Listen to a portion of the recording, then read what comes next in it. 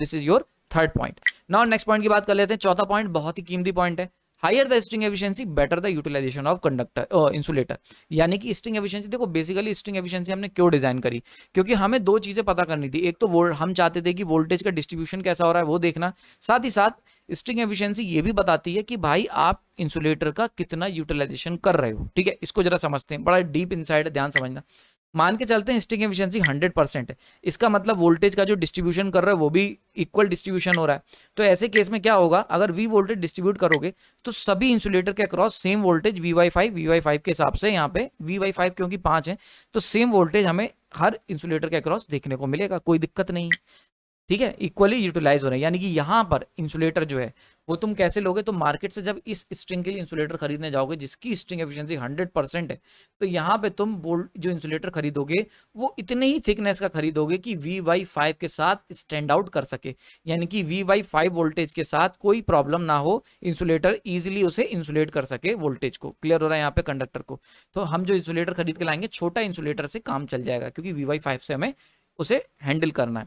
लेकिन अगर हम बात करते हैं स्ट्रिंग एफिशिएंसी 70 वाले सिस्टम की, तो ऐसे केस में वोल्टेज का डिस्ट्रीब्यूशन अनइक्वल होगा, तो सेम इंसुलेटर स्ट्रिंग, लेकिन अब की जो वी वोल्टेज है वो क्या होगा, अनइवन डिस्ट्रीब्यूट होगा, V1 V2 V3 V4 V5। Now ऐसे केस में जो V1 होगा वो लोएस्ट वोल्टेज फेस करेगा, और V5 जो होगा जो कि बिल्कुल नियर है कंडक्टर के, वहां पे मैक्सिमम वोल्टेज हमें फेस करना पड़ेगा।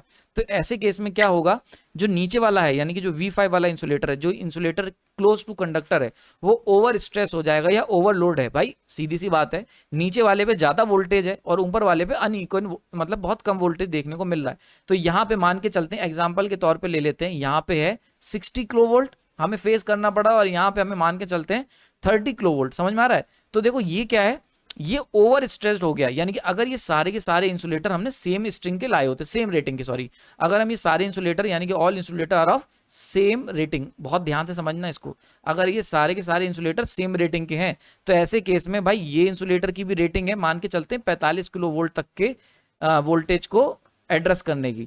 तो ये वाला जो ऊपर वाला इंसुलेटर है ये भी 45 किलो वोल्ट के लिए इसकी ब्रेकडाउन स्ट्रेंथ है, और इसकी भी जो है 45 ब्रेकडाउन स्ट्रेंथ मतलब 45 ब्रेकडाउन वोल्टेज है, और इसका भी 45 किलो वोल्ट के लिए डिजाइन किया गया है। तो ऐसे केस में जो नीचे वाला इंसुलेटर है ये तो 60 किलो वोल्ट को डील कर रहा है, यानी कि ओवर स्ट्रेच और ओवरलोड हो चुका है। 45 के लिए बना था और 60 हम इस पर रेटेड 45 था और हम यूज कर रहे हैं इसे 60 के लिए। वहीं पे ऊपर वाला जो है वो भी 45 के लिए बना था, पर उसको हम इस्तेमाल कर रहे हैं केवल 30 के लिए। तो ऊपर वाला जो इंसुलेटर होगा ये अंडर लोडेड हो जाएगा, या कह सकते हो लेस स्ट्रेस रहेगा, यानी कि बना था हायर वोल्टेज के लिए लेकिन इसको हम चला रहे हैं कम वोल्टेज पे। तो ऐसे केस में जो नीचे वाला इंसुलेटर है ये ओवर यूटिलाइज हो रहा है, मतलब जितना इसको होना चाहिए था उससे ज्यादा यूटिलाइज कर रहे हैं, और ऊपर वाला जो इंसुलेटर है यानी कि V1 वाला, इसको हम इस्तेमाल कर रहे हैं अंडर यूटिलाइज है, मतलब ये यूटिलाइज ही नहीं हो पा रहा है।